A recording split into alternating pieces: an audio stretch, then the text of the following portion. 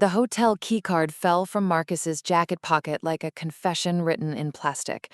It hit the marble floor with a soft click that echoed through 15 years of marriage. The Grand View Hotel, the same luxury establishment where we'd celebrated our 10th anniversary 3 years ago. Room 1247. My hands trembled slightly as I studied the elegant gold lettering and magnetic strip that had granted my husband access to secrets I wasn't supposed to know about. "Marcus?" I called out, my voice steady despite the storm brewing inside me. He emerged from his study, looking every bit the successful corporate lawyer. Distinguished silver at his temples, expensive Italian shoes, that same charming smile that had won me over in law school. "What is it, Claire?" I held up the key card between two fingers, like evidence in a courtroom.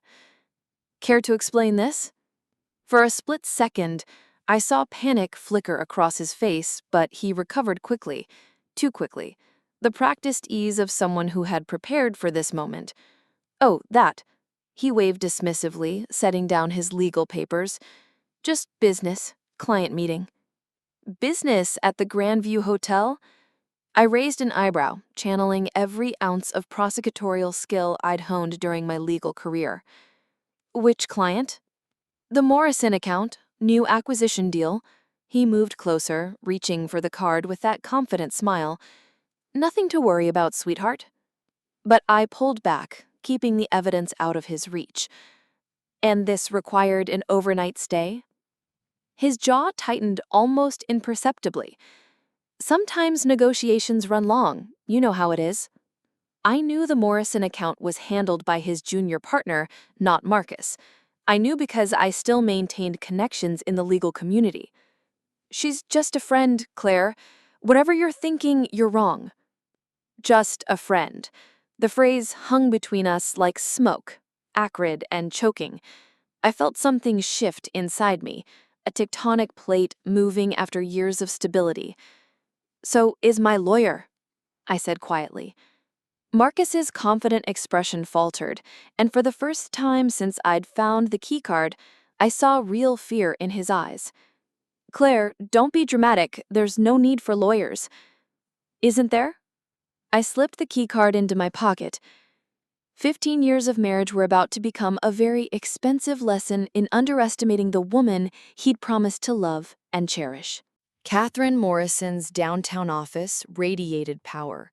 Steel gray hair pulled back in a severe bun, angular features that seemed to sharpen her already predatory intelligence. She was probably 60, with the kind of reputation that made opposing counsel break out in cold sweats. "Show me what you have," she said, gesturing to the leather chair across from her mahogany desk. I placed the hotel keycard on the polished surface, like a poker player revealing a royal flush. "This fell out of my husband's pocket yesterday." Catherine examined it with the focused attention of a forensic scientist. "Marcus Chen. I know him by reputation. Corporate law. Handles high-value acquisitions, right?" "That's him." I settled back in the chair, surprised by how calm I felt. The rage from yesterday had crystallized into something sharper, more focused. "I can't tell you everything you need to know before we move forward and file complaints. You understand the importance of building a comprehensive case before making any moves." "Exactly. I don't want to tip my hand until I know everything." "Smart woman." Catherine opened her laptop and began typing with practiced efficiency. "Here's what we're going to do. First, we need to establish a pattern. One hotel key card is suggestive, but not conclusive. We need more evidence." Over the next hour, she outlined a strategy that was both methodical and ruthlessly efficient. Credit card statements, phone records, travel patterns, social media forensics, all the digital breadcrumbs that modern life inevitably leaves behind. "I have a private investigator I work with regularly," Catherine said. "Former FBI, very discreet. He can develop a complete picture without Marcus knowing he's being watched." "How long will this take?" Depends on how careful your husband has been. But in my experience, men who cheat think they're smarter than they are. They get careless. For the next 2 hours, we went through everything. The house, Marcus's law firm partnership worth several million, investment accounts, retirement funds, our daughter's college fund. You're in a strong position, Catherine said, reviewing her notes. The key will be proving adultery and any financial misconduct related to the affair. As I left her office, I felt something I hadn't experienced in years, the thrill of a complex case coming together. Marcus had no idea what was coming. 3 weeks later, James Crawford delivered a file thick enough to choke on. The man was worth every penny of his considerable fee, building a digital portrait of my husband's double life with artistic precision. Your husband is having an affair with Sophia Reyes, James said, sliding photographs across Catherine's conference table, like dealing cards. 28 years old, works in marketing for a pharmaceutical company. They've been meeting regularly for the past 8 months. I studied the images with prosecutorial detachment. Marcus and a stunning brunette entering the Grandview Hotel. The same woman getting into his BMW outside her apartment. An intimate dinner at Giuseppe's, the Italian restaurant where Marcus had proposed to me 16 years ago. 8 months? I repeated. The timeline stung more than I'd expected. Emma's championship swim meet, my father's funeral, our anniversary dinner where Marcus had seemed so distracted. All those moments when I thought he was just stressed about work. It gets worse, James continued. He's been paying for everything. Hotel rooms, dinners, expensive gifts. I've traced approximately $43,000 in spending over the past 8 months. Catherine looked up sharply. Marital assets? Joint credit card and his business account, which receives funding from their joint investments, James confirmed, pulling out bank statements highlighted in yellow. He's been surprisingly careless about the paper trail. Men like Marcus think they're untouchable. Successful, respected, used to getting their way. They don't plan for getting caught because they never believe it will happen. I thought about Marcus last night, kissing my cheek before bed, asking about Emma's science project. The casual intimacy of 15 years of marriage, completely hollow now. There's something else, James said, his tone shifting ominously. I think he might be planning to leave you first. The words hit like ice water. What do you mean? James pulled out more documents. He's been moving money around, setting up accounts you don't have access to. Small amounts, nothing that would trigger automatic alerts, but it's been steady for months. He's also been meeting with divorce lawyers. Catherine's eyes narrowed dangerously. Which lawyers? Harrison, Keller and Associates, high-end firm, specializes in protecting wealthy individuals in divorce proceedings. The betrayal took on new dimensions, not just an affair, but a planned abandonment. Marcus wasn't just cheating. He was positioning himself to discard me with minimal financial impact. He's building a case for why he should keep the majority of assets, Catherine said, reading between the lines. Probably planning to claim you're not entitled to much because you haven't been working. The strategy was coldly brilliant. Paint me as a woman who'd given up ambition, who'd chosen to be supported rather than contributing. Never mind that I'd sacrificed my career for our family. When do you think he'll make his move? I asked.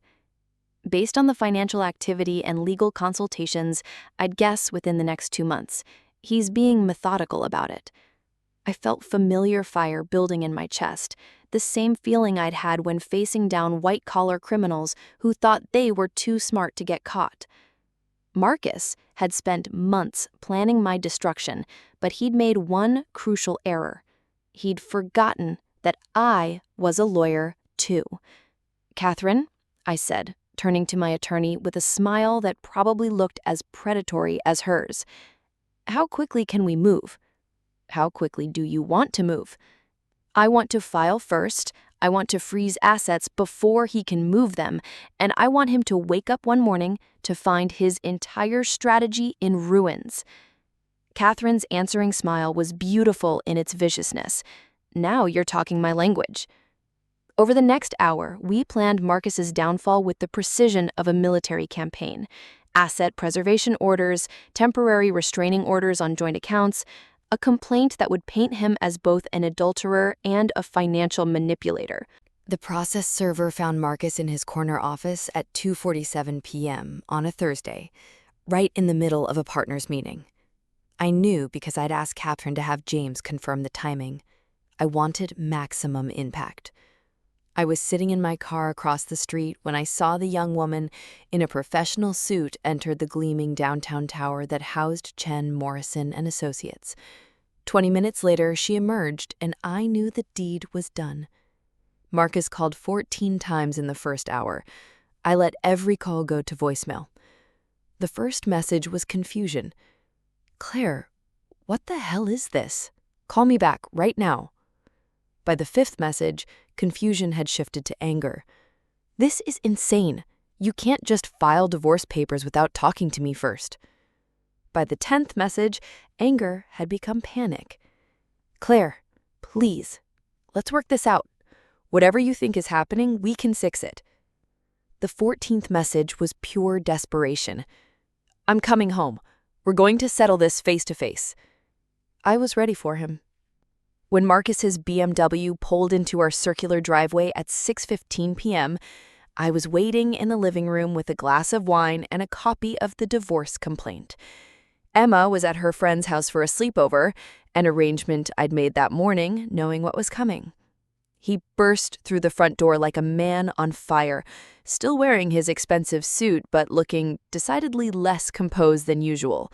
His perfectly styled hair was disheveled, his tie askew. "Claire!" He found me in the living room, and I saw him stop short at my calm demeanor. "What the hell do you think you're doing?" I took a sip of wine and gestured to the chair across from me. "Protecting my interests. Please, sit." "I'm not sitting. This is insane. You filed for divorce without even talking to me first? I found their hotel keycard 3 weeks ago. What exactly did you want to talk about?" His face went pale. For all his planning, for all his careful strategy, he hadn't considered that I might know more than I'd let on. "That was nothing. I told you. Sophia Reyes, 28 years old, works for Meridian Pharmaceuticals. You've been seeing her for 8 months. You've spent $43,000 of our money on your affair. Should I continue?" Marcus sank into the chair across from me, the fight draining out of him like air from a punctured balloon.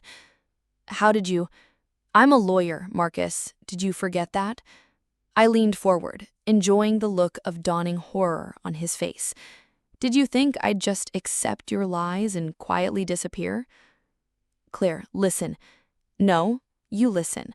My voice cut through his attempted explanation like a blade. "I know about the offshore accounts. I know about the money you've been hiding. I know about your meetings with Harrison, Keller, and Associates." Each revelation hit him like a physical blow. His carefully constructed plan, months in the making, was falling apart in real time.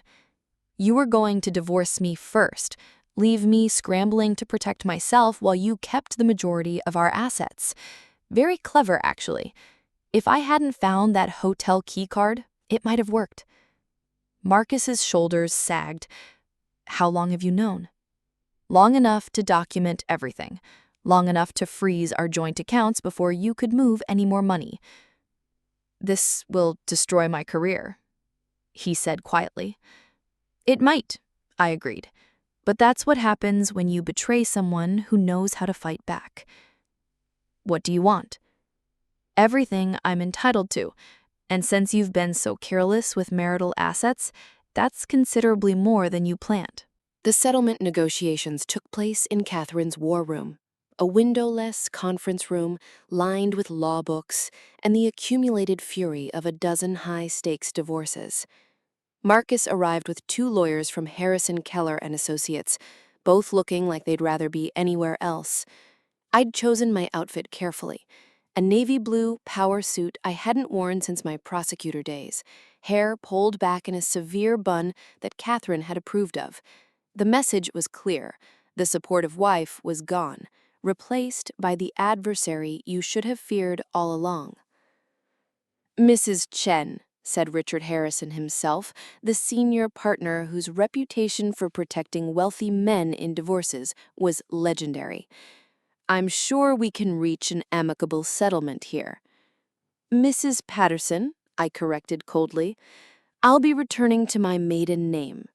The look of surprise on Marcus's face was deeply satisfying. Catherine spread documents across the mahogany table like she was revealing a winning hand. "Let's start with the financial misconduct.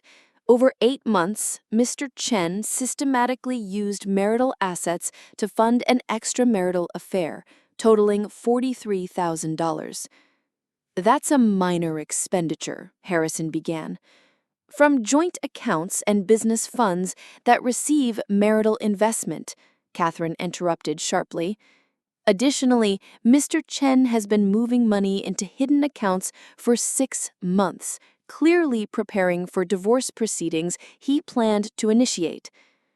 Marcus's attorney, Jennifer Keller, leaned forward. "Our client was simply reorganizing his financial portfolio." "Your client was committing financial fraud," I said quietly. All eyes turned to me. Every transfer, every hidden account, every expenditure on his mistress represents economic domestic abuse. The temperature in the room seemed to drop 10 degrees. Economic domestic abuse carried serious penalties and severely punitive asset division. Furthermore, Mr. Chen's affair represents clear marital misconduct under state law, which significantly affects asset division. Harrison tried to rally.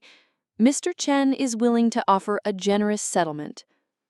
60% of all marital assets, including his partnership income, primary custody of Emma with standard visitation rights, child support based on his full income, including partnership distributions, and alimony for 10 years to allow Miss Patterson to rebuild the legal career she sacrificed."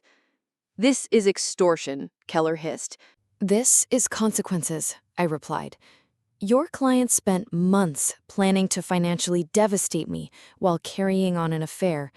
Did you think there wouldn't be a reckoning?" Harrison calculated furiously on his legal pad. After several minutes, he looked up with barely concealed fury. "This settlement would cost our client nearly $3 million.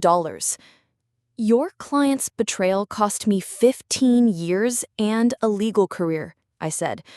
"I consider this a bargain." Marcus spoke for the first time in an hour, his voice barely above a whisper. "Claire, please, don't destroy me." I looked at the man I'd once loved, now reduced to begging. There was a part of me that felt sorry for him, but it was overwhelmed by the memory of finding that hotel key. "You destroyed yourself, Marcus. I'm just making sure you pay for it." 6 months later, I was back in court as a prosecutor. The DA's office welcomed me back enthusiastically. At Emma's swim meet, I watched her prepare for the 500 freestyle. At 14, she was developing into a formidable competitor. Marcus appeared, looking uncertain. "Mind if I sit?" "It's a public pool deck. Emma will be happy to see you here."